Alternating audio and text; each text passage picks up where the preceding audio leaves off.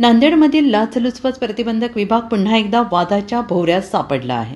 मुख्य लाचखोर अधिकाऱ्याला पाठीशी घालून केवळ सहकार्याला आरोपी करण्यात आल्याचा गंभीर आरोप तक्रारदार ज्ञानोबा नलबलवार यांनी केला आहे.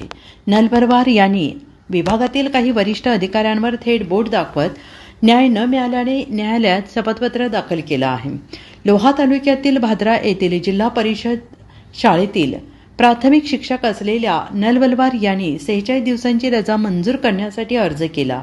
मात्र यासाठी गटशिक्षण अधिकारी सुनील व्यवहारे यांच्यासाठी केंद्रप्रमुख दिगंबर शिंदे यांनी लाचेची मागणी केल्याचा आरोप आहे. या प्रकरणात लाच मागणीची स्पष्ट पडताळणी होऊनही त्याच दिवशी रंगेहात कारवाई का झाली नाही? सापळा लावण्यासाठी 3 दिवसांचा विलंब का करण्यात आला? मुख्य आरोपीला वाचून केवळ दिगंबर शिंदे यांनाच आरोपी का करण्यात आले? कारवाईनंतर संबंधित कार्यालय सील का करण्यात आलं नाही? आणि एवढंच नाही तर तपासात असलेले अधिकारी अचानक बदलण्यात आले. PCR असताना अधिकारी दर्शनासाठी माहूरला गेल्याचा गंभीर आरोप शपथपत्रात करण्यात आला आहे.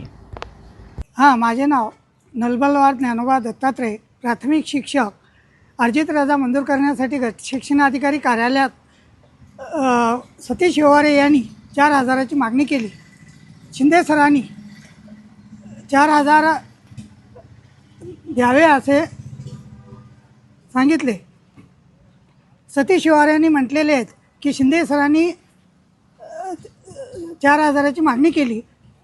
त्या पद्धतीनं ACP प्रशांत पवार सरांनी सापळा रचून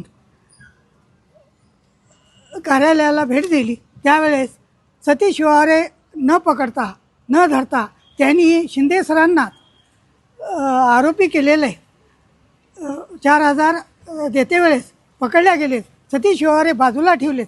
प्रशांत पवार हे सतीश व्यवहारेंना बाजूला ठेवण्याचा त्यांचा कोणता तरी पैशाचा लोभ आहे. त्यामुळे सतीश व्यवहारे हा मुख्य आरोपी आहे. गट शिक्षणाधिकारी कार्यालयामध्ये असे भ्रष्ट अधिकारी असू नयेत ही आमची विनंती आहे. मला योग्य ते न्याय मिळवून द्यावा.